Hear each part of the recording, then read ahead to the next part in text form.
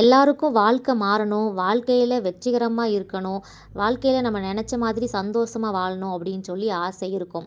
வாழ்க்கையில வெற்றிகரமா இருக்குது அப்படின்னு சொன்னா, எல்லாரும் நெனைப்பீங்க, நம்மலாம் நல்லா கை நெறைய சம்பாதிக்கணும், நல்லா காலையில 9 மணிக்கு ஆஃபீஸ் போயிட்டு சாயங்காலம் 5 மணிக்கு ஆஃபீஸ் முடிஞ்சு வரணும், நல்லா மாசம் 1ஆம் தேதி பிறந்துச்சு அப்படின்னு சொன்னா, நம்ம கையில சம்பளம் வந்து இருக்கணும். அந்த மாதிரி கை நெறைய சம்பாதிக்கக்கூடிய பெண்கள் தான் வாழ்க்கையில சாதிச்ச பெண்கள், வெற்றிகரமான பெண்கள் அப்படின்னு நெனச்சிட்டுருக்கோம்.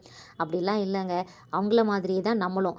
ஹவுஸ் ஒய்ஃபாக இருக்கக்கூடிய குடும்ப பெண்களும் வெற்றிகரமான பெண்கள் தான். ஏன் அப்படி சொல்கிறேன்னு கேட்டிங்கன்னா, நம்மளுமே வந்து ஒரு 2 டிகிரி 3 டிகிரிலாம் படிச்சுட்டு நம்ம வந்து நம்மளோட ஃபேமிலிக்காக, நம்ம குழந்தைங்களுக்காக, நம்மளோட சூழ்நிலைக்காக, நம்மளோட வீட்டை நம்ம பொறுப்பேற்று நம்மளை வந்து வழி நடத்திக்கிட்டு இருக்கிறோம் அப்படின்னு தான் நான் சொல்கிறேன். அதனால் வந்து பார்த்திங்கன்னா, வேலைக்கு போகிற பெண்கள் தான் வந்து சிங்க பெண்கள், வீட்டில் இருக்கும் பெண்கள்லாம் அப்படி கிடையாது, அவங்களுக்கு என்ன லைஃப் ஸ்டைல் வரப்போகுது அப்படின்னு சொல்லி இல்லாமல் நம்மளும் சிங்க பெண்கள் தான். நம்மளுக்கும் பார்த்தீங்க அப்படின்னு சொன்னால் சில இடத்துல வந்து ரொம்ப டயர்ட் ஆகிற மாதிரி இருக்கும். என்னடா பார்த்த வேலையே திரும்ப திரும்ப பார்க்குறோம், இதுக்கு ஒரு எண்டே இல்லையா அப்படிங்கிற மாதிரி ரொட்டீனாக போய்கிட்டு இருக்கும். அப்படி நம்மளோட காலை வேலையில் நம்ம என்னெல்லாம் வந்து கஷ்டங்கள்லாம் ஃபேஸ் பண்ண வேண்டி இருக்குது அப்படின்னு சொல்லி பார்த்துட்டு, அந்த காலை வேலையை நம்ம எப்படி ஆக்டிவாக வச்சுக்கலாம் அப்படின்னு சொல்லி தான் இந்த வீடியோவில் நம்ம பேச போகிறோம். இப்போ வாழ்க்கையில் நம்ம ஹாப்பியாக இருக்கணும், ஒரு லைஃப்பில் வந்து சக்ஸஸ்ஃபுல்லாக நம்மளோட வாழ்க்கையை மாற்றணும் அப்படின்னு சொன்னால் முதல்ல மாற வேண்டியது நம்ம வாழ்க்கையே கிடையாது, நம்ம தான் முதல்ல மாறணும். அதுக்கப்புறம் தான் வந்து நம்ம வாழ்க்கை மாறும் அப்படிங்கிறத தெரிஞ்சுக்கிடணும். உலகத்திலே விலை மதிப்பில்லாத ஒரு விஷயம் என்னென்னு பார்த்தீங்கன்னா, காலமும் நேரமும் தான். அந்த காலத்தையும் நேரத்தையும் நம்ம சரியாக கையாண்டோம் அப்படின்னு சொன்னால் நம்மளோட வாழ்க்கையும் சக்ஸஸ்ஃபுல் தான். வீட்டில் இருக்கக்கூடிய இல்லத்தரசிகளுக்கு என்ன சக்ஸஸ்ஃபுல் இருக்க போகுது அப்படின்னு தானே பார்க்குறீங்க. நம்மளோட நாட்களில் நம்ம செய்யக்கூடிய ஒவ்வொரு வேலையுமே நம்ம சோம்பேறித்தனம் இல்லாமல் ஆக்டிவாக நமக்கு பிடிச்சி நம்ம செய்கிறதே ஒரு சக்ஸஸ்ஃபுல்லான லைஃப் அப்படின்னு தான் நான் சொல்கிறேன். வாங்க நம்மளோட அதிகாலை நேரத்தை ரொம்பவே ஆக்டிவாகவும் சோம்பேறித்தனம் இல்லாமலும் வச்சுக்கிறதுக்கு ஒரு 10 மேஜிக்கல் டிப்ஸை தான் உங்கள் கூட நான் ஷேர் பண்ண போகிறேன். நான் டெய்லி என்னோட ரொட்டீனாக செஞ்சிட்ருக்க சில விஷயங்களை உங்கள் கூட ஷேர் பண்ணுறேன். இந்த வீடியோ உங்களுக்கு கண்டிப்பாக பயனுள்ளதாக இருக்கும். ஸோ வீடியோ ஃபுல்லாக பாருங்கள். காலையில் நீங்களும் ஆக்டிவாக வந்து வேலையை செய்ய ஆரம்பிப்பீங்க. ஹவுஸ் ஒய்ஃப் எல்லாருமே தூங்கி எந்திரிச்சு முதல்ல வரக்கூடிய ரூம் என்னன்னு பார்த்தீங்கன்னா கிச்சன் தான். இந்த கிச்சனில் தான் நம்ம முதல்ல கண் முழிக்கிறோம் அப்படின்னு தான் சொல்லணும். ஏன்னா அங்கே வந்து பார்த்தா தான் தெரியும் கிச்சன் வந்து எவ்வளோ நீட்டாக இருக்கோ அதை பொறுத்து தான் அன்னைய நாள் வந்து நமக்கு மூவ் ஆகும். அதை விட அந்த காலை வேலைகள் வந்து நம்ம வந்து ஃப்ரெஷ்ஷாக ஆரம்பிக்கணும் அப்படின்னு சொன்னால் நம்மளோட கிச்சன் வந்து ஃபஸ்ட்டு வந்து க்ளீனாக இருக்கணும். அந்த கிச்சனை க்ளீன் பண்ணுறது பார்த்தீங்க அப்படின்னு சொன்னால் நாள் நைட்டே நம்ம வந்து நைட்டு டின்னர் முடித்த அந்த பாத்திரம், அதுக்கப்புறம் அந்த கவுண்டர் டாப்பு, அப்புறம் கேஸ் ஸ்டவ் எல்லாத்தையுமே வந்து பார்த்திங்கன்னா நைட்டு சாப்பிட்டு முடித்த உடனே க்ளீன் பண்ணி வச்சுட்டு சூப்பராக வந்து தொடச்சி வச்சுட்டு அதுக்கப்புறம் தான் தூங்க போகணும். எனக்கு வந்து என்ன ஒரு விஷயம் பார்த்திங்கன்னா, காலையில் எந்திரிச்சு இந்த பாத்திரம் கழுவுறது, கவுண்டர் டாப் க்ளீன் பண்ணுறது இதெல்லாம் பார்த்திங்கன்னா ரொம்ப வந்து டைம் ரொம்ப லென்த்தாக இழுக்கிற மாதிரி இருக்கும். இது வந்து நான் நைட்டு பண்ணேன் அப்படின்னு வச்சுக்கோங்களேன், 10 நிமிஷத்தில் முடிந்த மாதிரி இருக்கும். நம்ம நைட்டு ரொம்ப ஆக்டிவாகவும் இருப்போம், அதே டைமில் வந்து கடகடன்னு வேலையை முடிச்சுட்டு டக்குன்னு தூங்க போகணும் அப்படிங்கிற ஒரு கான்செப்ட் சீக்கிரமாகவே க்ளீனிங் வேலைலாம் முடிஞ்சிடும். அதனால் நம்ம காலையில் ஆக்டிவாக இருக்கணும் அப்படின்னு சொன்னால் முதல்ல பண்ண வேண்டிய வேலை நாள் நைட்டே அந்த க்ளீனிங் ப்ராசஸ் எல்லாம் முடிச்சுட்டு அடுத்து நம்ம சீக்கிரமாக தூங்க போகணும். இப்போது நம்ம காலையில் வந்து சீக்கிரம் எந்திக்கணும் அப்படின்னு சொன்னால் நம்ம நைட்டு வந்து சீக்கிரமாக தூங்கியிருக்கணும். அதனால் இந்த ஸ்லீப்பிங் டைம் இருக்குல்ல, அதை வந்து கரெக்டான ஒரு டைமாக செட் பண்ணணும். இப்போ உள்ள காலத்தில் வந்து பார்த்திங்க அப்படின்னு சொன்னால் இந்த மொபைல் ஃபோன் வந்து நம்மளோட டைமை வந்து ரொம்பவே வந்து வேஸ்ட் ஆக்குது அப்படின்னு தான் சொல்லலாம். இப்போ யூஸ்ஃபுல்லாக நம்ம ஏதாவது ஒன்று பார்க்குறோம் அப்படின்னு சொன்னால் பிரச்சனை கிடையாது. சும்மா எதுக்கோ மொபைல் எடுத்து ஸ்வைப் பண்ண ஆரம்பிக்கும், ஆனால் எங்கேயோ போய் நம்ம வந்து போய்கிட்டு இருப்போம். அந்த மாதிரி தான் வந்து பார்த்திங்கன்னா மொபைல் ஃபோன் வந்து இப்போ எல்லாத்தையுமே அடிக்ட் பண்ணிருச்சு. நம்மலாம் சொல்லுவோம் குழந்தைங்கள, டே நீ அதிகமாக மொபைல் பார்த்தனா படிப்பு வேஸ்ட்டாக போகும் அப்படின்னு சொல்லி.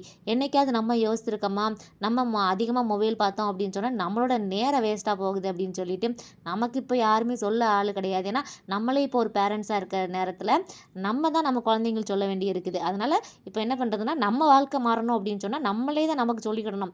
நம்ம வந்து மொபைல் அதிகம் பார்த்தா நம்மளோட டைம் வேஸ்ட் ஆகும், நம்மளோட தூக்கம் கெட்டு போகும். நம்மளோட தூக்கம் கெட்டு போனால் நம்ம காலையில் வந்து சீக்கிரமாக எழுந்திரிச்சு எல்லா வேலையும் கரெக்டாக செய்ய முடியாது அப்படின்னு சொல்லிட்டு நம்மளே வந்து தெரிஞ்சுக்கணும்.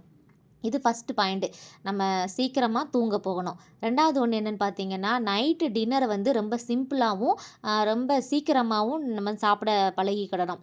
3வது என்னன்னு பார்த்தீங்கன்னா, நம்ம வந்து காலையில தூங்கி எந்திரிச்ச உடனே முதல்ல செய்யக்கூடிய வேலை என்னன்னு பார்த்தீங்கன்னா, அந்த பெட்ரூம்ல இருக்கக்கூடிய அந்த பெட்ஷீட், தலவாணி, போர்வை எல்லாத்தையும் நல்லா கிளீனா வந்து மடிச்சு வச்சுட்டு, அதுக்கப்புறம் வந்து அடுத்து கிச்சனுக்கு போயிட்டு நம்ம வந்து வேலைய ஸ்டார்ட் பண்ணணும். ஏன்னா வந்து இங்க அப்படியே தூங்கி எந்திரிச்ச கையோடயே விறுவிறுன்னு எந்திரிச்சு போய் கிச்சன்ல வேலை பார்க்கணும்லாம் அவசியம் கிடையாது. 10 நிமிஷம் வேலை நம்ம டக்குன்னு முடிச்சு வச்சுட்டோம் அப்படின்னு சொன்னா, நெக்ஸ்ட் டைம் நம்ம வந்து ஆக்டிவ் ஆயிரும். எப்போதுமே சொல்லுவாங்க வந்து நம்ம படுத்த பாய வந்து விரிச்சு போட்டாலே வீட்ல கிடக்கக்கூடாது. டக்குன்னு எந்திரிச்சு அத சுருட்டுனா தான் நமக்கு வந்து இந்த சீதேவிலாம் ஆக்டிவ் ஆகி நம்ம அந்த வேலைலாம் செய்வோம் அப்படின்னு சொல்லி முன்னாடி சொல்லுவாங்க. அந்த மாதிரி தான் முதல்ல எந்திரிச்சோனே டப்பு டப்புன்னு பெட்ரூம்ல இருக்கக்கூடிய வேலையெல்லாம் முடிச்சுட்டு அப்புறம் கிச்சனுக்கு போகணும். 4வது பாயிண்ட் என்னன்னு சொன்னா, நம்ம எந்திரிச்ச உடனே கிச்சனுக்கு போயிட்டு ஏதாவது டீ, காஃபி இல்லைன்னா ஹாட் வாட்டர் ஏதாவது போட்டு குடிக்க பழக்கம் இருக்குமா? அதை வந்து முதல்ல வந்து ஃப்ரெஷ்ஷாக நம்மளோட அந்த டேவை வந்து ஸ்டார்ட் பண்ணுறதுக்கு முன்னாடி நமக்கு ஒரு எனர்ஜி ஏற்றிக்கிடணும். அட்லீஸ்ட் வந்து ஒரு ஹாட் வாட்டர் தண்ணியாவது சூடு பண்ணி குடிச்சிட்டு தெம்பா நம்ம வந்து வேலையை ஸ்டார்ட் பண்ணணும். இது வந்து கண்டிப்பாக வந்து ரொம்பவே யூஸ்ஃபுல்லாக இருக்கும். சும்மா அப்படியே நம்மளும் வந்து எந்திரிச்சோமா முகத்தை கழுவுனோமா வேலையை ஸ்டார்ட் பண்ணோமா இருந்தால் அப்படியே ஒரு டயர்டாக தான் இருக்கும். ஸோ நம்ம வந்து நமக்கு இப்போ டீ, காஃபி குடிக்கிறவங்களுக்கு வந்து அந்த டக்குன்னு அந்த எனர்ஜி நம்ம குடிச்சிட்டோம் அப்படின்னு சொன்னால் நம்ம டைம் வந்து ஃபாஸ்ட்டாக வந்து மூவ் ஆகிக்கிட்டே இருக்கும். அடுத்து பார்த்தீங்க அப்படின்னு சொன்னால், நம்ம என்னதான் வந்து மாங்குன்னு வீட்டுக்கு வேலை பார்த்தாலும், நம்ம வேலைக்கு இடையில ஒரு 1/2 மணி நேரம் வந்து பார்த்தீங்கன்னா, நமக்கான டைம் ஒதுக்கணும்.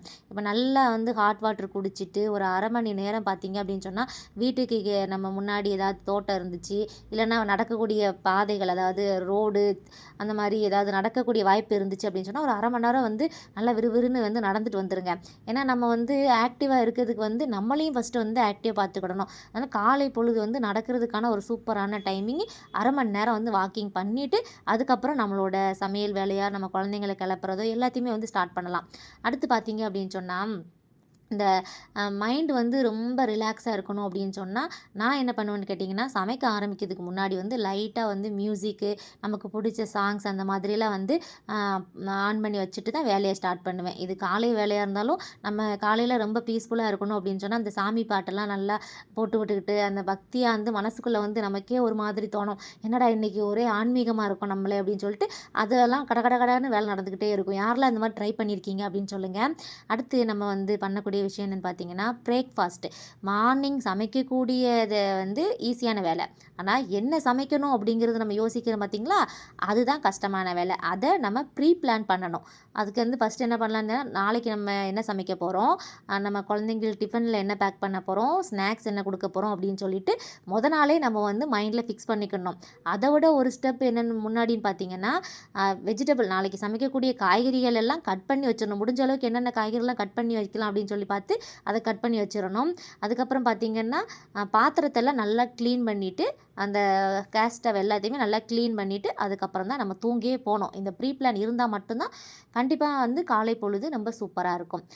அதுக்கப்புறம் பார்த்திங்கன்னா, பள்ளிக்கூடத்துக்கு போகிற பிள்ளைகளுக்கு என்ன மாதிரியான ஸ்நாக்ஸ் கொடுக்கலாம் அப்படின்னு சொல்லி ஒரு பெரிய யோசனையாக இருக்கும். நான் வந்து சிம்பிளாக சொல்லணும்னு பார்த்தீங்கன்னா, ஸ்நாக்ஸை பொறுத்த வரைக்கும் நட்ஸு இல்லை ஃப்ரூட்ஸு இதுதான் வந்து மோஸ்ட்லி ஸ்கூல்லேயும் கொடுத்து விட சொல்லுவாங்க. நம்ம அதுக்குன்ட்டு மெனக்கெட்டு காலையில் உட்காந்து பறக்க ஸ்நாக்ஸ்லாம் பண்ண முடியாது. நம்ம டிஃபன் மட்டும்தான் பண்ண டைம் இருக்குமா, இந்த ஸ்நாக்ஸில் வந்து பார்த்திங்கன்னா ஃப்ரூட்ஸ் நட்ஸ் வந்து ஆட் பண்ணிக்கோங்க. அது பிள்ளைங்களுக்கு ஹெல்த்தியும் கூட, அதே டைமில் நமக்கு வேலையும் ரொம்ப ஈஸியான வேலை. நம்ம எப்படி ஆக்டிவாக இருக்கோமோ அதை பொறுத்து தான் நம்மளோட வீடே வந்து ஆக்டிவாக இருக்கிறதும் இல்லை சோம்பேறியாக இருக்கிறதும் முடிவாகுது. ஏன் அப்படி சொல்கிறேன்னு பார்த்தீங்கன்னா, நம்ம கொஞ்சம் ஆக்டிவாக இருந்து பசங்களை வந்து நாளைக்கு ஸ்கூல் போகிறதுக்கு என்னென்ன டைம் டேபிள் ஸ்கூலில் சொல்லியிருக்காங்க அதை பார்த்து புக்ஸ் எல்லாம் வந்து பேக் பண்ணுங்கள். தேவையான புக்கை மட்டும் பேக்கில் வைங்க. தேவையில்லாத எடுத்து அந்த புக் செல்ஃப் இருக்குல்ல அதில் கரெக்டாக வைங்க. அப்புறம் பென், பென்சில் எல்லாமே கரெக்டாக இருக்குதா, நேற்று படித்த எல்லாத்தையுமே அங்கங்கே போடாமல் உன்னோட பேக்கில் வை அப்படின்னு சொல்லிட்டு நம்ம பசங்களுக்கு வந்து நிறைய வேலைகள் வந்து சொல்ல வேண்டியிருக்கும்.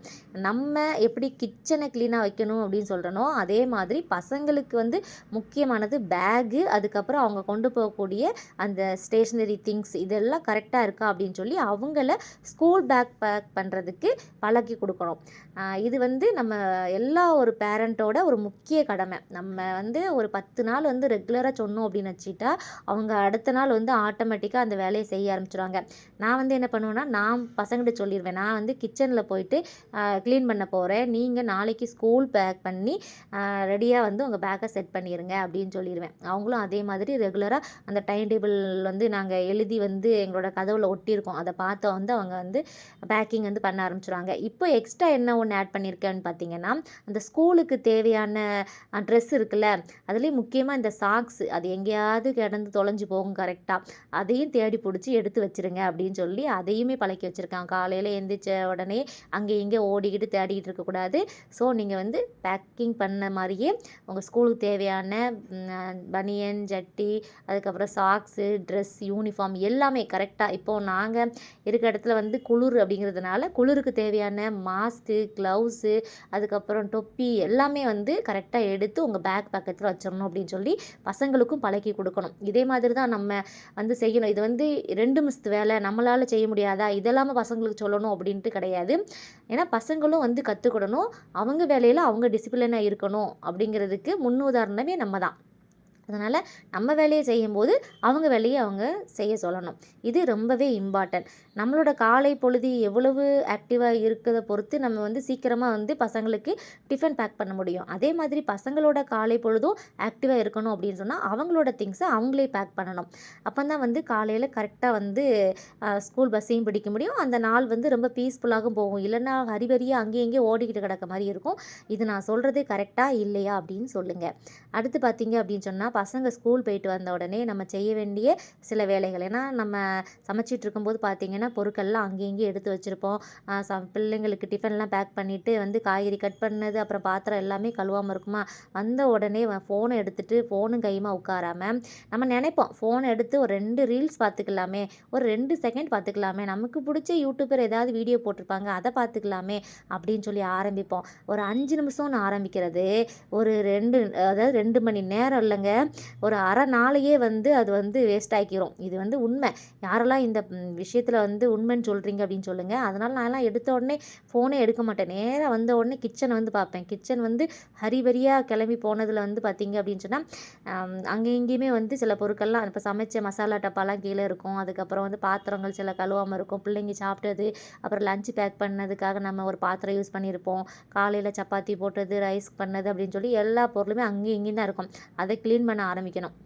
இப்போ அதுக்காக நம்ம மொபைலே பார்க்காம ரொம்பவே க்ளீனாக குட்டாக இருக்க முடியுமா அப்படின்னு நீங்கள் நினைப்பீங்க. அப்படிலாம் இருக்க தேவையில்லை. நமக்கு பிடிச்ச விஷயத்த நம்ம வந்து மொபைலில் வந்து ஆன் பண்ணி வச்சுட்டு, இப்போ நாடகம் பார்க்குறீங்களா, இப்போ வந்து என்ன ட்ரெண்டிங்காக போயிட்டுருக்கு, பிக் பாஸ்லாம் போயிட்டு இருந்துச்சு, அதை பார்க்கணுன்னு தோணுதா, இல்லை உங்களுக்கு சாங் வந்து கேட்கணும்னு தோணுதா, என்ன விருப்பமோ அதை வந்து நீங்கள் மொபைலில் ஆன் பண்ணி வச்சுட்டு நீங்கள் வேலையை ஸ்டார்ட் பண்ணலாம். நம்ம அந்த விஷயத்த கேட்ட மாதிரியும் ஆச்சு, நம்மளோட வேலையை பார்த்த மாதிரியும் ஆச்சு. அப்படிங்கிற மாதிரி தான் நான் போய்கிட்டு இருப்பேன். இப்போவும் அதே தான். நமக்கு பிடிச்ச நிகழ்ச்சி ஒன்று போட்டு விட்டுக்கிட்டே சமைக்க ஆரம்பிச்சாச்சு.